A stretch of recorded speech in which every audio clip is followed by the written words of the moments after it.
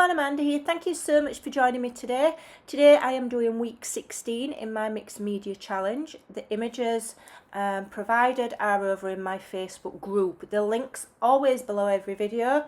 Weeks 1 to 14 images are available free in my Ko-fi shop. And that consists of 34 pages. The rest of the weeks will be in my Facebook group only. So this one is week 16, Japanese beauty. I'm a little bit behind. I think I've only got one more to do and then I'm caught up. Or it might be two. So here we've got this background collage that I made with either Japanese or Chinese writing. One or the other. I'm not sure because I can't read it. And I'm ripping that up randomly. This is the sheet that was given for free. And alongside that, I'm using some dictionary page with similar writing that a friend gave me. And this is on lighter paper, so I've got two different tones in my collage for a little bit of interest, although more often than not you don't see an awful lot of the background. Some of it can peek through, and using different papers is really good because different papers will react to whatever you put over the top differently. So it's always worth picking a few different papers.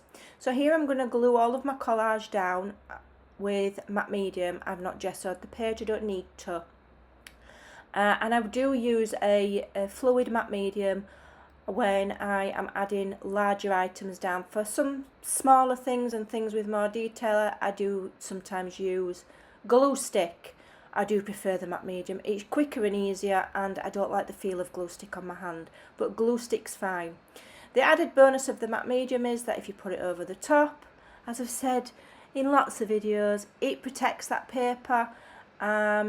It gives it kind of like a seal so that whatever you put over the top doesn't ruin the pages, doesn't soak in, doesn't make the ink run, etc.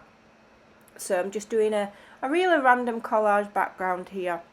I'm not even covering all of the page, and I'm not adding gesso because I know I'm going to be adding some paints that are, you know, that I just don't need gesso today. You don't always need it. So there we go. I've sped the video up, but I've only done it ×2. Sometimes I'll do it ×4 and it's super fast, and then I don't get a chance to explain in enough detail what I'm doing. So I'm using a silicone brush here. It's easier to clean. They're not overly expensive, and for your matte medium it's worth investing in because it will eventually ruin your paintbrushes. They're never the same once you've used matte medium on them, so if you can afford a silicone brush, I would recommend one. So here what I'm doing is just randomly getting out my Sidekick journal. If you don't know what my Sidekick journal is, I'll leave a link in the description below explaining what it is. And I'm using up these leftovers and just sticking them randomly into my Sidekick journal before they just get lost on my desk or end up on the bin, in the bin. And also I've got some various shades of paint there on a plate to the side. I don't end up using some of them, and so some of those I also spread into my Sidekick journal so that it doesn't get wasted. So it's a good way of using leftover paint. So here I'm using an unbleached titanium, and I'm using that, I'm just spreading it straight on with a brush, and then I'm going to water it down with some spray and use my sponge. I like this kind of effect, I just think it's nicer. But you can use what you want. You can use a brush, you can use your hands.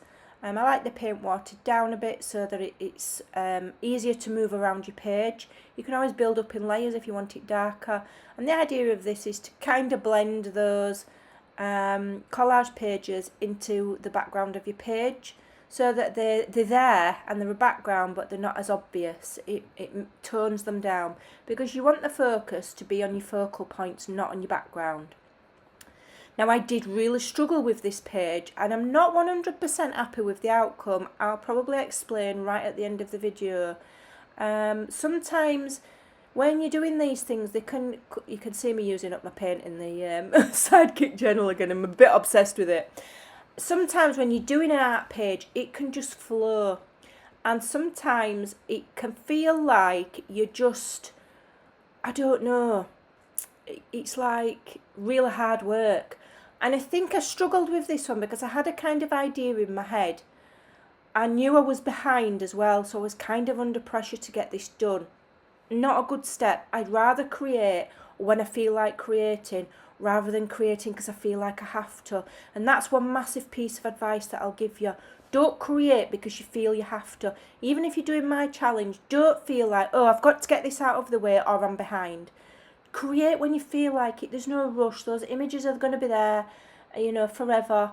Don't rush yourself, because if you rush because you feel like you're under pressure, it can make your life a bit harder, and that's what happened with this page with me. I knew I was behind, so I had to get something done, and my brain wasn't flowing as good as it could have been. So I drew that circle just round a bowl with neo colours, and then I've used the red and I'm using orange, and these are water soluble and they're really vibrant and bright. So I'm going to be adding some water to those to kind of like blend that circle. And the idea is to give me kind of like a sky stroke moon stroke oriental feel kind of background that you typically see in relation to this kind of cultural artwork. I don't know where I've seen it, I just know I have. I might be making it up, but I'm quite sure I'm not. So here on this one, because I've got lots of detail, I am using my glue stick on a silicone mat, which I can throw in the sink and wash. It's not designed for this, but it does the job. So I very much use what I have. And as always, I like to have I'm just trying to lower my chair while I'm doing this voiceover. I like to have my images kind of like off the page and trim a little bit off. I don't know why, I just really like that, and so I do it quite regular. And so now I'm going to add the other lady to the other side. I'm not adding any wetness onto my page just yet until I've decided what I'm doing. And I wanted to do a double page spread so that I had room to do the idea that I had that didn't really work and that I had the room to do these kind of circling moon sky type of things. I'm happy how that turned out, but as you'll see later, my stenciling didn't quite go to plan and it threw me, but I kept going. And that's one thing I will say, is if something doesn't go right, don't worry about it. Make it part of the dance and just keep going and try and correct what you think is a mistake. And often, that is what art's all about. Nothing's perfect. And it is about, as well as relaxing and just going with the flow, it is about problem solving as well. It certainly was for me on this page. I felt like giving up a few times, or thinking, can I just start again? And then I thought, no, I'm going to make it work, even if it's not perfect, because I am very much on a journey. I know it sounds really cheesy, of like artsy self-discovery, and I've got to tell myself that things don't have to be perfect. And even when things aren't perfect, it's still my art, even if it's not brilliant.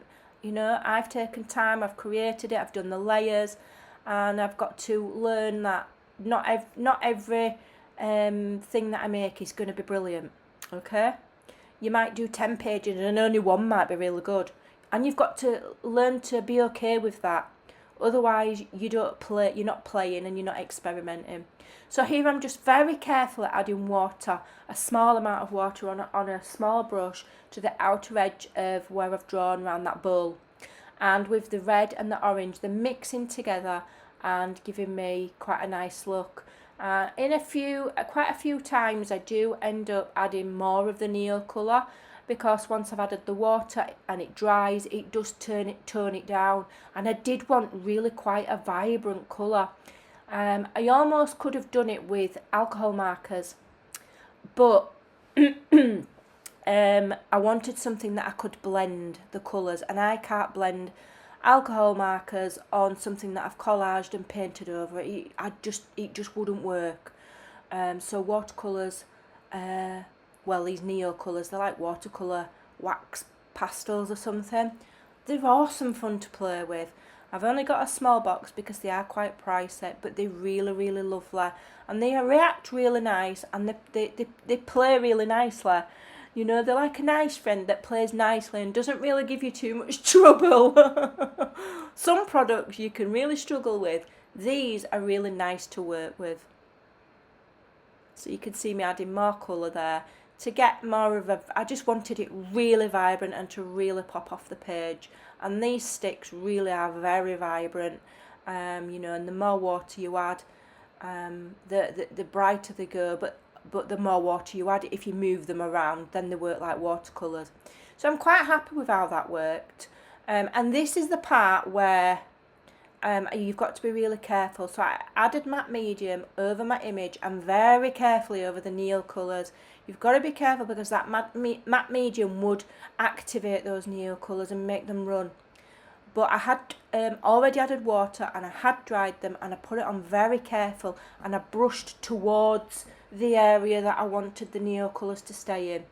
Now this is the part where what I did didn't really work, and I wish I'd used a texture paste instead of here I'm using a heavy gesso, and it was too much of a large area stencil to be using that. And so although it didn't work, I've taught myself a lesson. If I want to do a large area of stenciling, like this quite large, I think it's a cherry blossom, I need to be using something that's quite heavy, like texture paste or modelling paste, not the gesso, not the heavy gesso. I like the heavy gesso because it gives a nice flat but still defined and crisp stencil normally, but I worked it too much. It slid under the stencil ever so slightly and deformed my image a little bit, which then made it difficult for me to colour it afterwards. They kind of like, those flowers kind of like muted together in that large piece there. I managed to still make it look nice, but lesson learned. The heavy gesso I will only use on certain things. It'd be really good for script, it'd be really good for basic shapes, but for the more detailed things, no, I will be using modelling paste. But like I say, I'm still learning and I'm experimenting, and that is what art journaling is all about. And that is why sometimes your page might not quite go to plan until you've got lots of experience. Next time I know not to do this. So even if you're learning not to do something, you're still learning, okay? So now I know that I've kind of messed up there, and I'm like, oh, what am I going to do? It's too much to start wiping it. I'm thinking, can I wipe it off? And maybe I should have done at this point. Maybe I should have just wiped it all off and started again. But you could see me there and thinking, no, I'm going to make it work. I don't care. And then I had another stupid brainwave, which was to paint it by hand with a small paintbrush. Now, this took me forever. I had to stop the video. And also because the heavy gesso had not defined the image crisply, sometimes it was hard for me to determine what was actually a leaf and what was a flower. And because it's in white as well, I was like, oh, what have I done this for? I ended up painting my own leaves. Luckily, I have been practicing painting watercolour leaves, so I knew how to hold my brush to get a nice leaf shape, and I was using the right size brush, so that kind of worked. I learned that mixing my colour for the leaves, I learned that that's a nice colour, it's perfect. So I have learned lots of things.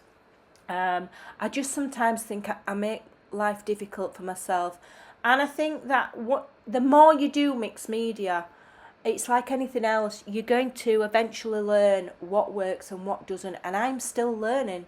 I'm doing these videos and I'm showing the images, but I'm still learning, but we'll get there. So I don't know how much I've actually filmed because I think I kept forgetting to press play. So it might be quite heavily edited, this video, because I had to stop and start and I had to do a lot of thinking. I didn't have a clue what I was going to do. I didn't plan it other than know that I had wanted one image there and one image there. Other than that, the rest of it has just happened while it's happened. And when I do that kind of mixed media page, it can often take me a while, because sometimes you do things that don't look brilliant. I'm not 100% happy with these flowers, but they still look pretty because I've added the gold to highlight each flower. We'll just get them bits off. We've got the gold highlighting, the, you know, the moon kind of a sky look there. So yeah, overall I think it's nice. I might just edge it with some black, you know, pastel. So there you go. Every page always brings something. Every page is a challenge, and every page you learn something. I hope you enjoyed that. Thanks for watching. Take care, and I will see you very soon. Bye.